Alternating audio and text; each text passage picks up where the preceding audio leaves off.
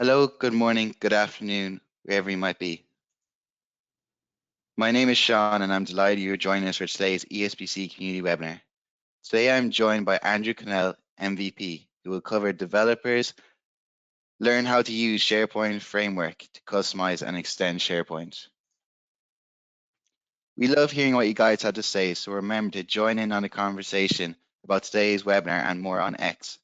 Our handle is at ESBC_community, and our hashtag is hashtag ESBC24. Tweet us, tag us, and tell us what you learned. Don't forget to check out our Learning Hub, which is updated with the latest blogs, ebooks, webinars, and how-to videos. You can access and view the Learning Hub by visiting our website, SharePointEurope.com, and clicking the Content tab at the top. Don't let the learning stop here. Continue to keep up and stay ahead by joining us for the next webinar, The Path to an Engaged and Vibrant Community, with Merit MVP. This webinar will take place tomorrow, Wednesday, 16th of October at 4 p.m. to 5 p.m. CEST. For more information on this webinar, please check out SharePointEurope.com/SharePoint Week. Late bird sale alert for hashtag ESBC24. As part of SharePoint Week, we're offering a €100 discount on top of the current sale price for ESBC24 tickets. Use the code SharePoint Week to secure your spot. This offer is for new bookings only.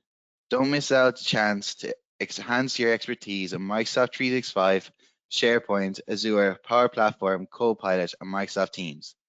Don't miss out. Register your interest today at SharePointEurope.com/pricing.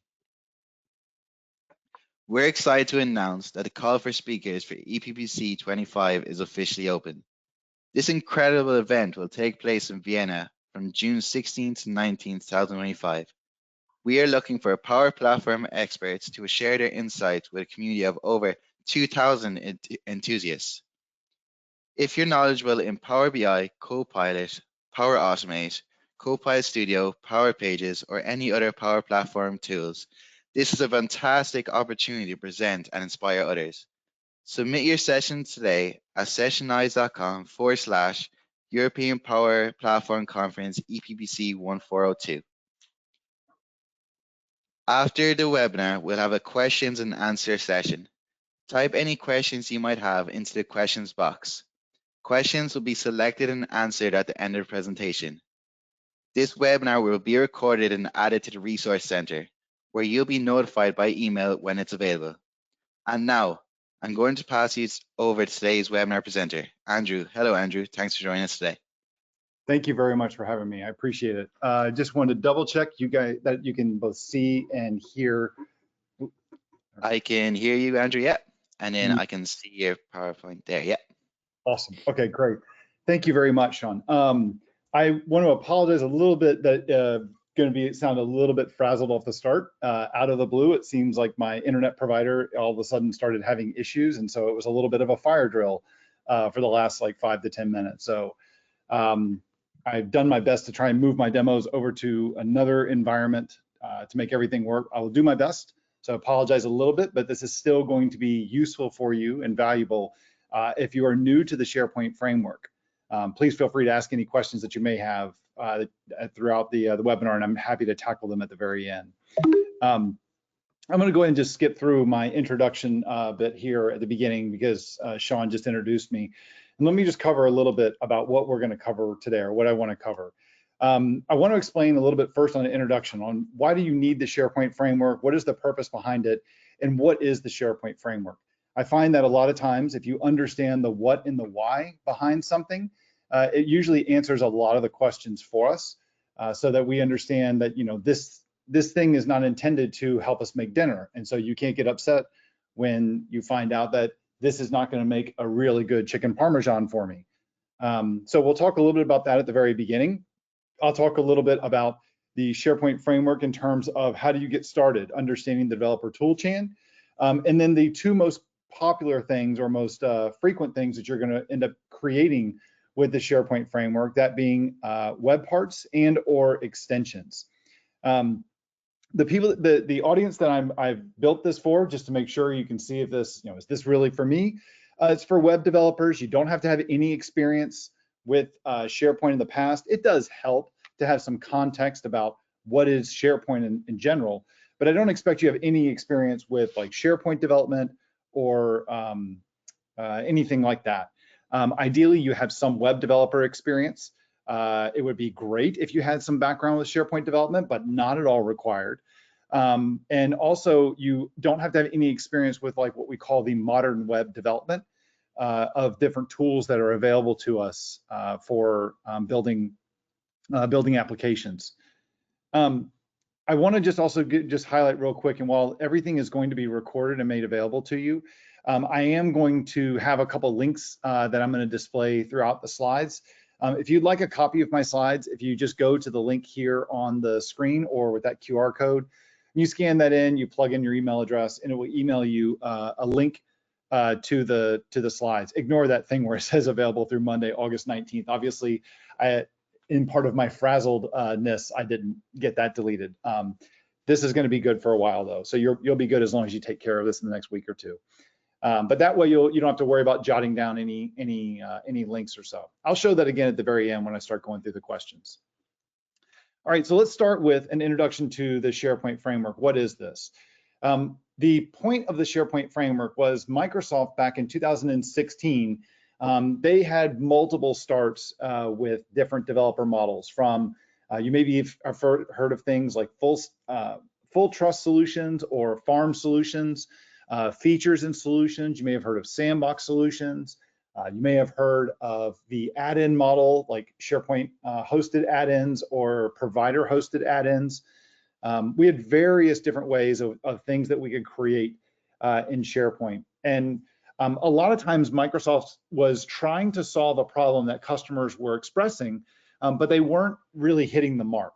And it wasn't really until around 2013, 14, 15, 16, when Microsoft launched Office 365 and a hosted version of SharePoint, that they really had visibility into what was being created in SharePoint to really understand what challenges people were having, because they could see the deployments themselves. And what they saw was the vast majority of customers were using the content editor web part and or the script editor web part at the time to implement their customizations and their SharePoint sites to meet the needs of their organization or their customers. So the whole point of the SharePoint framework was to take that approach that developers were doing on their own using the content editor web part and the script editor web part to we're creating client-side based solutions. And the goal was to treat that as a first-class experience. One of the challenges we were running into prior to the SharePoint framework as well was for us to do all those changes that we were trying to implement with the SharePoint framework. We were doing things like using JavaScript, using jQuery to make changes to the existing SharePoint page. In other words, we were doing something called DOM manipulation. That is not at all supported by Microsoft, and it caused a lot of challenges. We would make changes to a SharePoint page. Microsoft would roll out new updates to SharePoint that would break those changes. They didn't know what we were doing. We didn't have any visibility into what they were doing. And so we were constantly in this like reactionary mode of fighting with each other. So what Microsoft did as part of the SharePoint framework was a couple different points of what they were trying to achieve. One was they were trying to take this client-side based customization approach that developers clearly were leaning on, and they wanted to promote it to be a first-class citizen. They wanted to provide full support for client-side customizations, the first point that I have here on the slide. Furthermore, the other thing that they were trying to do with this was they also wanted to create some sort of a contract to basically say, hey, you developers, as long as you make changes in these specific ways with these APIs that we give you, then you can rest assured that we won't break your solutions and you won't be breaking the stuff that we're creating. Now, of course, there's always a regression here and there, but for the most part, it's worked out really well. We know what the stated, how big the sandbox is that we can play in, and we should not leave that sandbox or we potentially could get ourselves into trouble. Another thing that the SharePoint framework did is they wanted to make it very easy for us to access Microsoft 365 data. The SharePoint framework includes APIs for calling SharePoint REST services to read and write to SharePoint lists and libraries. We also have an API for making calls to Microsoft Graph to also talk to SharePoint through the Microsoft Graph. but as well as any other resource that the graph is exposing, including Teams, Planner, and all sorts of different things, the list piece, tasks, you name it. One of the aspects of the SharePoint framework, unlike prior versions, was that everything runs in the current context of the user. They're all browser-based solutions, which means they always run in the context of the current user. And that also means there's no such thing as impersonation. If you wanted to do any of those kinds of things, run server-side code, do impersonation, you do that outside of the SharePoint framework. For example, you could create some web service that lives as an Azure function or whatever else you want to use to deploy your server-side process. And the SharePoint framework has APIs to where you can call those other endpoints. In fact, you can secure those endpoints using Microsoft Entra ID, and there's an API available to us in the SharePoint framework that allows us to make it simple to obtain an access token on behalf of SharePoint and the current user to make those requests out to that service that you've either created or the third-party service that you're leveraging. Another thing that the SharePoint framework does is it embraces what's called the web development stack or the modern development stack. I'm going to show you a little bit of this a little bit later, but effectively we're using the open source toolchain, using things like Node.js, Webpack, Gulp, etc., to create and manage all of our projects, which is incredibly popular. That can cause a little bit of friction with developers who are familiar and like to use Visual Studio, the big and legacy IDE that Microsoft has had, because all of the development we traditionally do with SharePoint Framework solutions is done using VS Code. But regardless, that's how it is today. Finally, the other thing I wanted to highlight here is their first party and a third party approach. What do I mean by that? All of the previous development models that SharePoint or that Microsoft created for developers to go customize SharePoint solutions, all of those different things we were done with first party in mind, meaning they were always done for Microsoft to make those changes. Excuse me, let me restate that. I said exactly backwards. They were always done for the third party. That's people like us. So they were intended for a way for us to go customize SharePoint.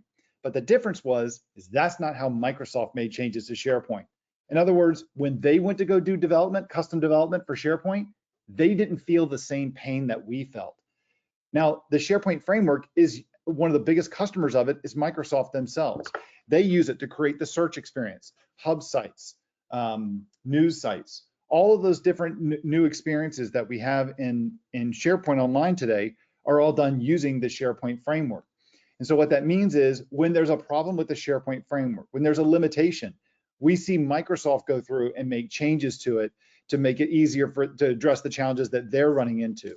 In other words, they're feeling the same pain that we feel. And you've also noticed that with a lot of updates they've shipped with the SharePoint framework over the last year or two that have been focused primarily on adaptive card extensions, which is a way to build little interactive cards like widgets that can be surfaced on dashboard pages in SharePoint, as well as Viva connections. Now, you can go into a lot more depth of this. I don't want to spend as much time going into all of this like background and high level kind of what is the SharePoint framework and how it works. I don't want to do that today. I want to kind of dig in a little bit and show you what you can build and how to get your environment set up. But I do have a couple free resources here that I do want to call out. I have 2 email courses. One is I think a 7-day course on walking through how to get your environment set up and understanding the entire developer toolchain. I'm going to give you a quick 2 or 3 minute version of that in just a few minutes. I also have another one on exploring and evaluating the SharePoint framework. In other words, you may have a question of, is this the right thing for my next project that I'm talking to a customer about? That other email course is going to be great for that. And then finally, I have a multi-part series of articles on answering the classic 5 W's and 1 H: what, why, when, who, where, and how about the SharePoint framework, where I go into a lot of depth there. So you can find all of those resources on my site. And again, these links are also available in the slide deck that you can grab at the end. So what kinds of things are we going to be able to build here? So this is kind of if you take Copilot out of the picture, this will be the one session where I guess I'm checking off the box of saying Copilot, but we're not going to focus on Copilot in this session today. This is the breadth of what we can create inside of the Microsoft 365 ecosystem. And it primarily centers around SharePoint, Viva connections, and Microsoft Teams. So where does the SharePoint framework fit in? The SharePoint framework is really going to fit in on that far right side where we talk about web parts and extensions. The app pages part, not so much. Technically, you could do it, but really all it is an app page is just a single page app that has a single web part on it. So it's just one web part that's very big on the page. So really, we're going to focus on just web parts and extensions. Cards, you can kind of see that in the picture there where you have like that little grid of 2 by 3 of little like square cards on there. Those are adaptive card extensions, and you build those also using the SharePoint framework. Okay, so let's talk here a little bit about the developer toolchain. How is this going to be set up for us? So the way that what you're going to do is that if you want to go build and start creating stuff with the SharePoint framework, you need to set up your developer environment. Now there's two parts of that. There's a developer environment client side on your local machine that you're going to use to create your solutions. And then you have need a place to test them. And that's going to be a full-blown SharePoint deployment. Most of us are on SharePoint Online, but it still has options if we are on SharePoint on-prem as well. You're going to have a minimal number of tools you're going to have to install on your local machine to be able to build solutions. And then you're going to need a Microsoft 365 developer tenant. I don't have a link to it here, but there is a great program called the Microsoft Developer Program that you can use to obtain a Microsoft 365 tenant for developer purposes. However, right now it's kind of locked down / paused on creating new tenants due to some security issues that Microsoft ran into earlier this year due to the Midnight Blizzard attack.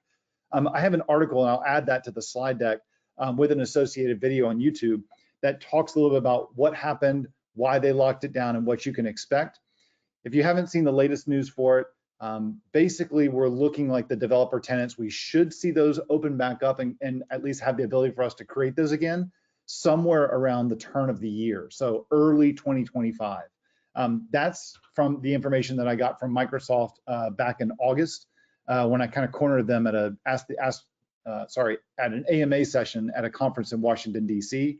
Prior to that, they'd only talked about it being September of 2024, which clearly is past us, and they're still not there yet. So what does the developer toolchain look like? So what you're going to end up doing is you have to install 2 or 3 tools on your local machine. You're going to make sure that you have Node installed. That's going to be essentially the runtime for all of the other tooling that we're going to use. Then you need to have 2 other things installed, or I guess technically 3 things. You're going to create your projects. We're going to use a tool called Yeoman. And what Yeoman is just a project scaffolding tool. Think about it as kind of like when you go into Visual Studio and you say File, New Project, and then you answer this question, the series of questions from a wizard. And when you finally click Create, all it does is create a new folder with maybe a bunch of subfolders and a bunch of files in it. Yeoman does the same thing. It just does everything through the command line.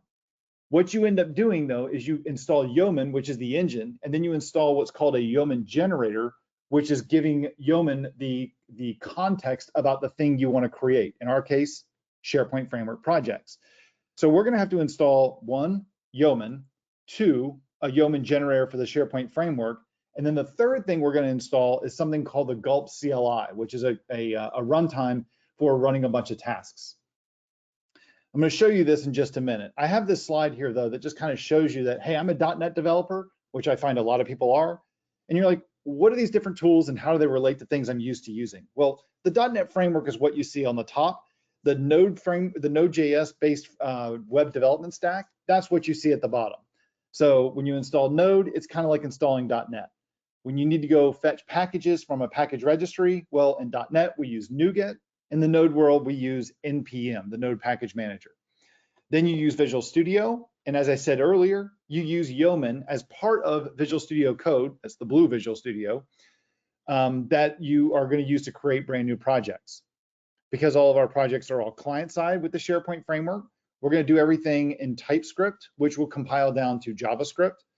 And then we have a task runner, just like we do inside the .NET world of MS Build. We also have it inside the SharePoint, in the Node world, and that's called the most popular one is Gulp, and that's what the SharePoint Framework team chose to use. There are other tools that we leverage as well, things like Webpack to take all those JavaScript files and squish them together into a JavaScript bundle. We have things like gulp, we have things like the TypeScript compiler, but we don't have to worry about installing any of those because they're going to be included with every single one of our projects. Now, let me jump over to, where to go? Right here. Let me jump over and let me show you how fast you can actually create your, or set up your SharePoint environment. So here what I have is NV, let's do node-v. I'm running node version 18. And if I do an npm list g, which says, show me a list of every package that I've installed globally on my machine. And what you can see here, this is a brand new environment that I've set up. So this is like I'm starting out fresh with the SharePoint framework. The only thing I've done is made sure that I have node version 18 installed, which is the only version of node that's supported by the most current version of the SharePoint framework, which is version 1.20. So what I need to do is go install a few things. I need to go install Yeoman by saying npm yo. Now I could do all of the statements I'm going to do here individually. I could say npm 3 separate times, but I'm going to show you a shortcut on doing it all at once, and you'll see how fast this is. Here I say npm yo space -- global, which says install this package globally on my machine so I can use it from wherever I am. I'll just do the shorthand for -g. And I'm going to tell it I also need to install 2 other things. Again, like I said, I could do these separately, but I'm going to do them all at once for just in the interest of time. I'm going to say at Microsoft/generator -SharePoint, and then I'm also going to install the gulp CLI like this. I'm going to go ahead and, I'm going to say npm install yo at Microsoft/generator -SharePoint and gulp CLI -g. Now, when I do this, oh, no, not right now. Now, when I do this, what it's doing is it's downloading all of these packages to install everything on the fly for me. So that's coming out great. Oh, what did it just say? It doesn't like.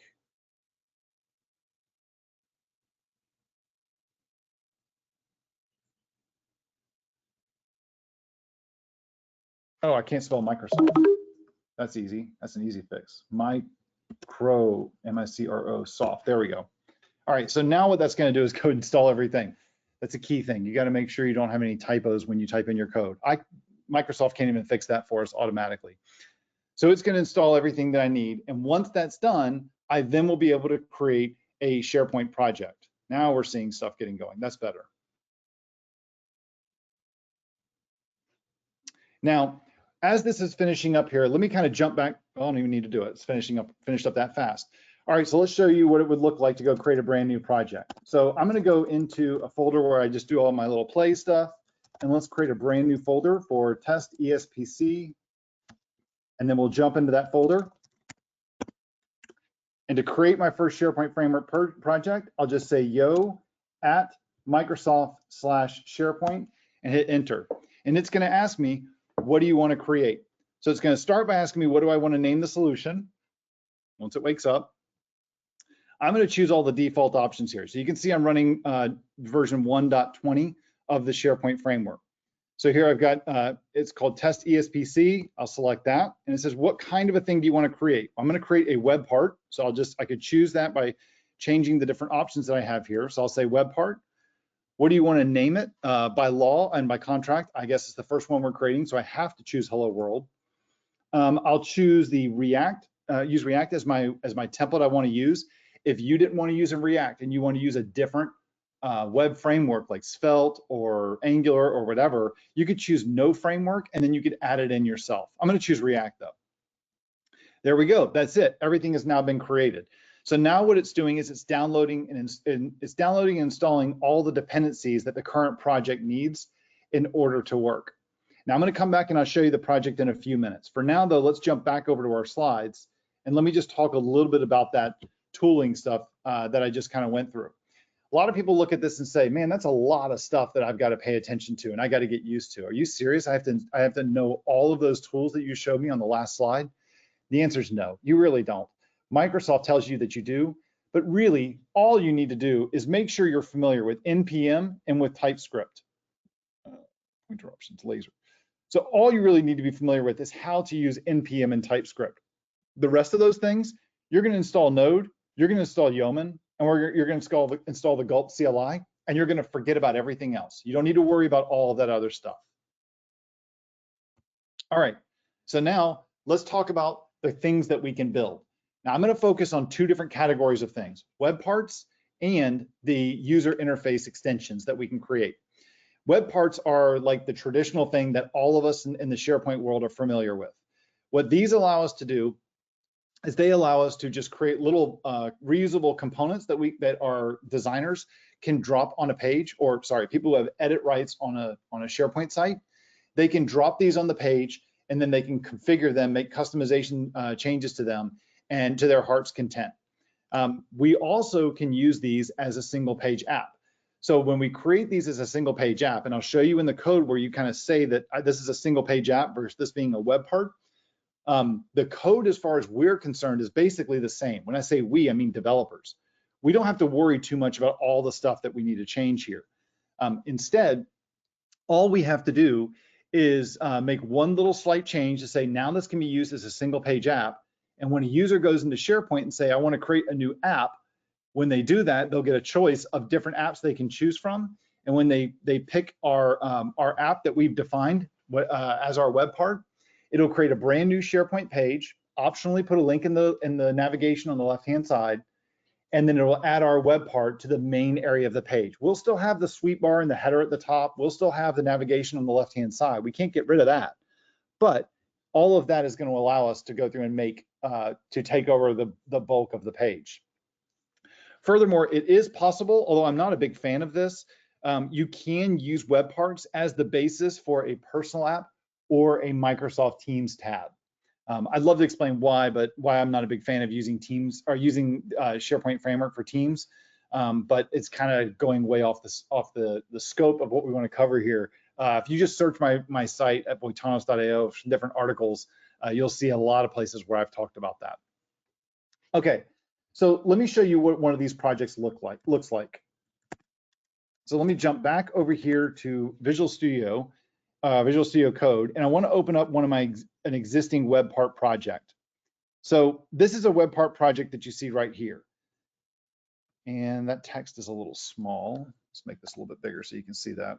Again, sorry for the last minute of trying to resize stuff as I just, with that little bit of issue getting started here. So here's what our SharePoint Framework project looks like. All that stuff that it downloaded that it needed for our project to run, that's all defined in the package.json file, the same way it is with all other node-based projects. And it just downloaded all the stuff that you see highlighted from the dependencies and dev dependencies section into the node modules folder. That's what all that stuff is installing after I created the project.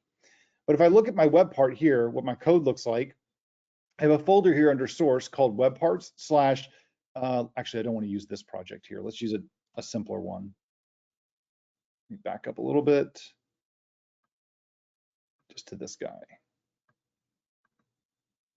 I'm just showing you a project here from my, there we go, from my course on the SharePoint Framework. So here I have a web part, and it's called the NASA Apollo Mission Viewer. I'm a bit of a space nut living about an hour north of the Kennedy Space Center at Cape Canaveral in Florida. So here's what a web part looks like. Let me go ahead and let me hide the navigation on the left. If I scroll down here, let's just look at what are we really interested in? How hard is this? Well, you're going to define a class. So there's our class of our NASA Apollo Mission Viewer web part, and it's extending an abstract class called the base client-side web part. I've also defined a public signature for this that's listed right here on this interface on the very end.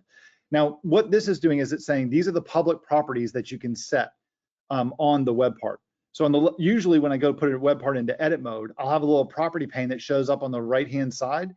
Apologies for not being able to show this to you in my chaos of getting set up for this at the last minute due to internet issues. But if you can just kind of visualize this, you can if you put a web part into edit mode, you'd have like this little edit panel on the right-hand side. If I scroll down a little bit farther here, you'll see that I have this render method. So how does this work? What's happening is that when we add a web part to a page, what the SharePoint Online or SharePoint Runtime is doing is it's adding a div, an HTML div element to the page where our web part is going to be rendered. when our web part code runs, it's going to call the render method. The SharePoint framework is going to call the render method on the web part, and that's going to can use a reference to the div that has been added to the page as the DOM element. Then I can set the inner HTML property of that element to just be the following HTML.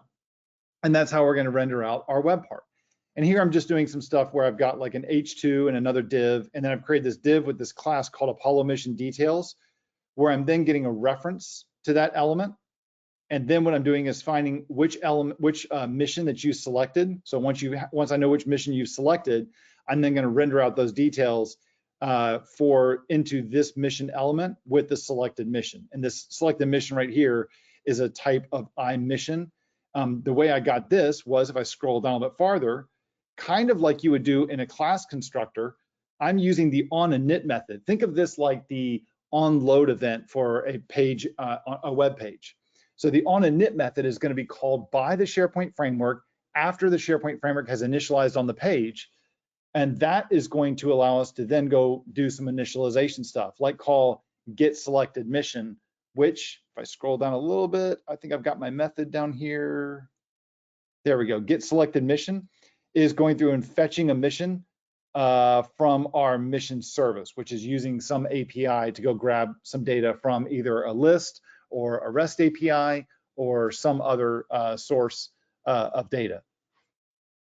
Now, the last thing that I wanted to show you here is this concept of this get property pane configuration. Remember I talked about earlier where you could go modify the changes that you want to make to a web part. When the normal SharePoint page renders, you'd see the web part in edit mode on the right-hand side. We can control what shows up over there using this get property pane configuration. This is going to return an interface that has a series of pages where I can toggle left and right through the different pages of on the right-hand side. I could jump left and right between different pages of configuration settings. Each page has a header. It then has groups, and then inside those groups, each group can have a name of controls. And here's where I'm adding in a couple different controls.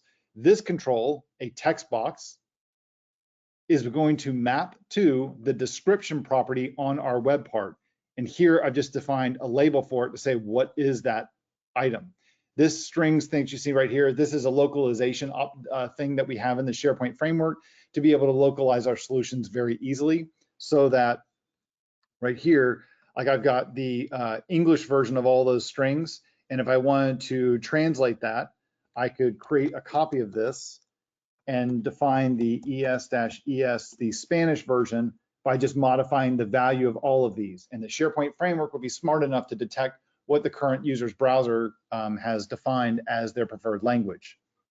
Okay, that's what a web part is. One more thing, actually, I told you I would show you how to make this work inside of as a web part or in Teams or as a single page app. That is all defined right here in supported hosts. This option right here, you just define things in the array of what's supported. In this case, it supports all of them. Can this work as a web part? Absolutely. Can it be used as a tab in a personal app in Teams? Yes, it can. Can it be used as a tab in a channel or in a group chat? Yes, it can, because it says Teams tab. Can it be used as a single page app? Well, the SharePoint team is a little funny, like the rest of Microsoft 365, and they come up with unique names for things that we already know. They call a single page app a SharePoint full page app, or just SharePoint full page. But everybody that's watching this webinar, all of you are probably very smart, and you know that this is not SharePoint full page. That really stands for single page application, or a SPA, like a React app or an Angular app or something like that. It's just that the only thing that's different about it when it's rendered out as a SharePoint full page is, if I go back to my render method, this DOM element is the only div that's on the page that can contain web parts. And so it will contain a single web part, our web part, which is then treated as a single page app. Okay, so that's just a quick little run through of what the code looks like for a web part. Let me jump back to my slides, and let's talk now about another thing that we can create called a UI extension. Now, these I'm going to kind of, in the interest of time, I'm going to go through these a little bit quick, but they're also very, very popular, and so I want to make sure you're aware of the fact that this is something that is available to us.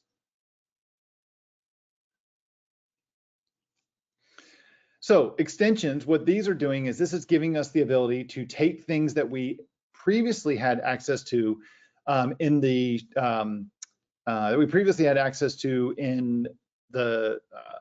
classic mode of SharePoint, and it's giving us modern versions of these same things. So if you're familiar with things like script link controls or delegate controls or custom actions or JS link, this is what extensions is aiming to address. These are available in SharePoint Online, SharePoint 2019, and SharePoint Server Subscription Edition. The only version of SharePoint that supports the SharePoint framework that does not support extensions is SharePoint 2016 with Feature Pack 2. Okay, there are 4 main different types of extensions that we can create. The first one is an application customizer. This is what we would use to implement like a delegate control in classic mode or a script link control. What this is going to allow us to do is to run some arbitrary JavaScript on the page, and it will allow us to write to 1 or 2 different placeholders on the page. So for instance, I have the top placeholder, which is just this div that goes across the top, or this div that goes across the bottom as our footer placeholder. These are also the way that these are going to be implemented, very similar as you saw as a web part. What these do is you just have an on init method on your extension, and you're going to go get a reference to either the top and or the bottom, or you may just choose to run some JavaScript. For example, I may choose to where I want to add an analytics package to every page in my SharePoint environment, such as adding like Google Analytics or Azure Application Insights. An app customizer is a piece of cake way to do that. I do that all the time with my customers. Another type of an extension is called a field customizer. And this replaces what we used to know as like JS Link or the client-side rendering framework or the CSR in the classic mode. Effectively, what this does is that every single cell inside of the grid view on a SharePoint list is rendered out as a div. And what a field customizer does is allows us to attach this JavaScript to a site column on the list. And it says that for this div, I want to take over control of rendering it. Here, what you can see is a common example of what I'm doing is I'm just saying, grab the data in the current row that I'm in, fetch the value from operand A field and operand B field, and I'm going to take both of those values and I'm going to write out a simple little math formula. It's a very simple demo, very simple example, but you get the picture. You can put whatever you want here. In fact, you can create your own sparkline controls or bar graphs or anything else that you want to put inside of that cell. Another thing that we can do is we can also augment the menu items inside of the toolbar on a list or a library, or customize and add menu items in the what's called the edit control block or the context menu when I click this the vertical dot menu on an item in a list. When you click one of these 2 different buttons that you define in your extension, it is going to run a method called onExecute, where we then can do whatever we want. We could call out to a REST API to start a Power Automate flow. We could call out to some other REST endpoint. We could open up a dialog. You can name it. If you can think of it, you can do it. From this, you can do anything that you like with this.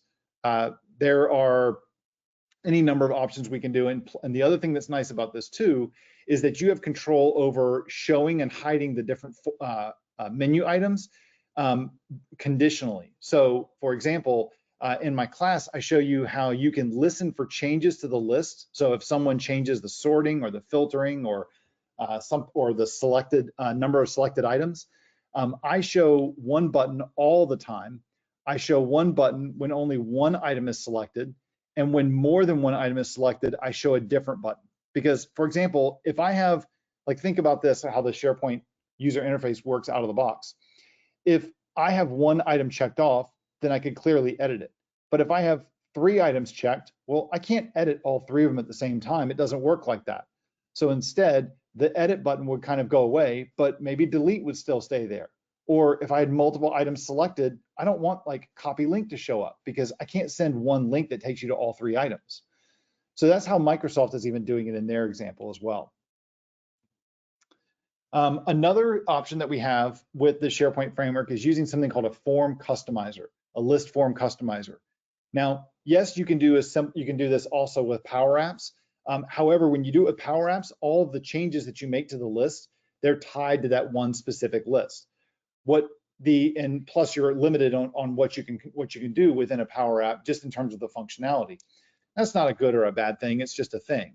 If you're more on the developer side or you wanted more control than what you can do in a Power App, you could use a list form customizer. Now, what this lets you do is this lets you essentially define the entire web interface for the new form, the edit form, and the display item form in a SharePoint list. So in this case here, you can see that what I've done is I've created my own form to where when you select one of the different NASA project, one of the different projects, so for example, the Mercury program or the Apollo program or the Gemini program, what this is doing is it's a conditional, a hierarchical conditional input control or drop-down control.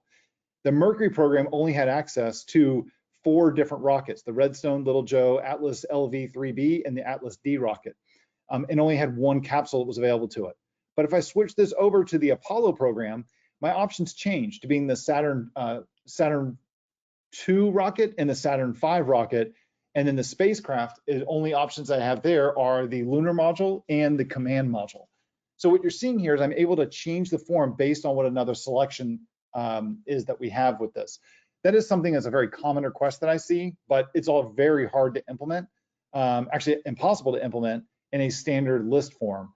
You could do it with Power Apps, but I'm showing you how you could do the same thing here in using the SharePoint framework. Again, I'm not saying SharePoint framework is better to customize your forms than Power Apps. I'm saying it's a different option. Both of them have advantages and disadvantages, and you just have to decide which one you're more comfortable with, which one you prefer, and which one solves your business requirement. Now, one thing that is kind of cool about these extensions is that you do have the ability to deploy them across your tenant. For example, if I had, and this applies to both app customizers and list view command sets, I could have a single application customizer that adds application insights or Google Analytics to every single page across every single site throughout my entire tenant with one install, because I can install this one time at the tenant-wide scope, and then it's available everywhere throughout my entire tenant. This is exclusively available to just tenant administrators to deploy things like that. Okay, there's a bunch of benefits to that, because in addition to, like for example, with an app customizer, if I installed an app customizer for Google Analytics to every single site in my tenant, well, what happens if a new site gets created? Well, it's not going to be there until I install my app customizer with Google Analytics. However, if I did it at the tenant-wide deployment, it would automatically be installed on all new sites. Okay, the last kind of thing that I wanted to touch on here is this thing called an adaptive card extension. And this is the thing that we can create for Viva connections and also dashboard pages inside of SharePoint Online. Effectively, what this is that when you create one of these things, you get this thing called a card view, and then optionally, when you select the card view, it can open up this separate card, like a pop-up called a quick view. You can use these to display information, you can use these to collect information, you name it. These are all based on adaptive cards, which are JSON-based structures that define how the card is going to be laid out. We have different data elements that we can add to these different cards. The card view uses one adaptive card. The quick view uses a different adaptive card. And in fact, as of the latest release of the SharePoint framework in the last month, the version 1.20, we now have an option where this can be not just an adaptive card, but the quick view can now be HTML, which means you could even have this be a little React app that pops up. Okay. I've got a bunch of resources and stuff that I wanted to share with you. I talked a little bit about them earlier in the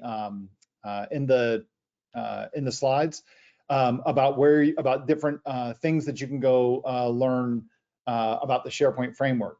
I have a pair of articles or series of articles. One is answering all of those what, why, when, who, where, and how. You can find that at this link. I also have, for those of you who are not on SharePoint Online, If you want to do SharePoint Framework development for your on-prem environment, I've written a separate definitive guide article on how to set your environment up for each of these different environments. You can find that list of series articles at this link as well. That is I will just caution you that if you're going to work with an older version of the SharePoint framework for an older version of SharePoint on-prem, you will be installing tools that are no longer supported. So that can be a little tricky with your corporate IT rules and stuff. All I can say with that is I'm just the messenger showing you how to do it. Unfortunately, Microsoft hasn't really provided too much guidance for customers on how you can set your environment up. They just kind of let you go figure it out. But I've got the entire thing set up, including the little hacky stuff you have to do to kind of do some surgery on Yeoman to make sure that you can actually create projects for SharePoint 2016. And then again, I have a bunch of free courses for you as well. I have 2 email courses, this Explore and Evaluate the SPFx, and then Understanding the Tool Chain, and then the Setting Up Your Developer Environment and Creating Your Very First Web Part. I have that as part of my free video course of the Mastering the SharePoint Framework. The starter bundle is free, and it kind of gets you up and running and shows you a little bit more, kind of takes what we did today to the next level and expands on a lot of that. So with that, I wanted to make sure we left enough time to answer any questions at the very end. Again, this is the link where you can grab my slides for a link to all of those different resources. And I guess with that, I'm happy to tackle or answer any questions that anybody may have. Yeah, thank you, Andrew, for a great presentation demo. So we'll now get into the questions and answers part. Should you wish to ask a question, please feel free to type in the questions box now. So our first question is, when building custom web parts, is it best practice to begin from scratch, or do also more experienced developers start from the template code generated from Yeoman and deleting unused code? So that's a great question. And I think what I would tell you is you have a couple different options with this. Some people like to start with the React template. That's the most popular one. Some people like to start with the React template and then delete the stuff that they don't want to be there. Some people like to start with the minimal one, which minimal is very, very minimal.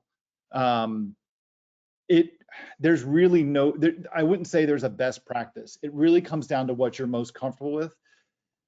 My preference is to usually start with the React one because it's already going to include some stuff that I find it easier to go delete stuff that's there than it is to go make sure that I add everything that I have to remember that I'm going to want to add.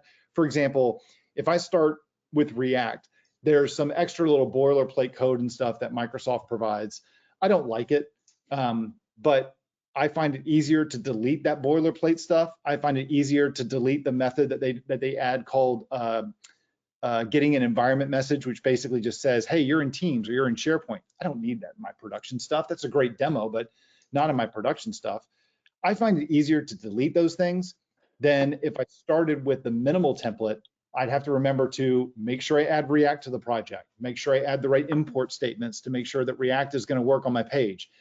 Potentially, I got to go in and then add a React component and then add any of the tools or components from the Fluent UI React library that Microsoft uses to implement things like SharePoint, Teams, any of the Office clients in the browser, Outlook, etc. They make that same library available to us in the SharePoint framework. And what's nice about that is that means that we can make our applications look like the rest of SharePoint. So our users don't think that it's something that Andrew built. They think it was something that was part of SharePoint, which selfishly as the developer, that means I'm not involved in the training aspect. I just get to focus on the apps that I'm building. So I guess the gist of it is there's no best practice. I would try both of them out and go with the one that you're most comfortable with. Me, I'm most comfortable starting with React and deleting the stuff that I don't want. Perfect. So just the next question there is, during all SharePoint time, Microsoft changed the way to create and customize SharePoint. Will we have any other big update as we had in SharePoint Online?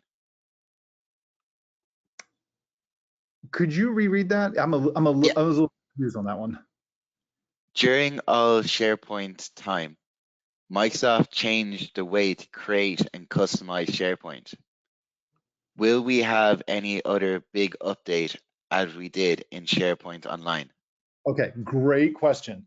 So essentially the way I'm reading this is, hey, this is the fourth development model that Microsoft has given us. In 2017, we got features and solutions. In 2013, in 2010, we got sandbox solutions. In 2013, we got the app model. In 2016 or 2017, we got SharePoint Framework. What's next? It's a very fair question. I can tell you that I would not be concerned with picking the SharePoint Framework to customize and extend SharePoint. First and foremost, it's your only option. I mean, technically add-ins are still available, but they are on a retirement timeline of being removed from SharePoint Online in the next, I think it's by April of 2026. The SharePoint Framework, though, there is no timetable on what its lifetime is. Microsoft is actively working on it. A team is actively developing it and extending it. I think that there is no next thing that's coming down the pipe, and I can say that with a lot of confidence. I'll put it to you this way: I'm under NDA, and I can tell you that I don't even know of anything going on. So, and that's not even breaking an NDA, right? So, I don't know anything. So I think you're safe. Perfect. Thanks, Andrew. So this next question there is, when you create web parts, can it be scoped to specific site collections and not deployed tenant-wide? Yes, you can. So in SharePoint Online, and I believe also in SharePoint 2019 and SE subscription edition, you have two different types of deployment options. One is a tenant app catalog, which is available. Like if I created a web part, put it in a SharePoint Framework solution, and I deployed it to the tenant app catalog, then every single site would have access to install that solution into my project, into my site. The other option is, and there's a caveat to this, but I'll come back to it in just a minute. The other option is to use what's called a site collection scoped app catalog. And for that, if I take that same SharePoint package and instead of deploying it to the tenant app catalog and I deploy it to the site collections app catalog, only that site collection can use it. Now, a couple things with that. First of all, they're on two very big extremes. On one extreme, the tenant app catalog deployment option means every single site in your tenant could potentially use it. On the other extreme, the site collection app catalog means only that site collection can use it. But what that means is if you said, well, I've got 10,000 sites in my tenant, I only want to deploy this app to 1,500 of those 10,000 sites. What are my options? I'm like, well, unfortunately, there's nothing that sits in the middle. So if you really don't want 8,500 sites to have access to that app, you're going to have to create a site collection scoped app catalog for 1,500 sites, and you're going to have to deploy that app to those 1,500 site collection app catalogs. I know it's not a great story, but it at least is an option for us. That's one thing. The second thing is, if you don't see the tenant scoped app catalog in your site collections, that's by design. The only way that you can get these turned on is from a tenant administrator that you going through the command line and creating the site collection app catalog for your site. And the reason why Microsoft does this is because they choose to go with the safer approach, that they don't automatically turn on the site collection scoped app catalogs on site collections, because that would essentially say we by default trust all site collection owners to do a code review before code gets added to the SharePoint Online sites and then starts running under the context of the current user as a SharePoint Framework solution.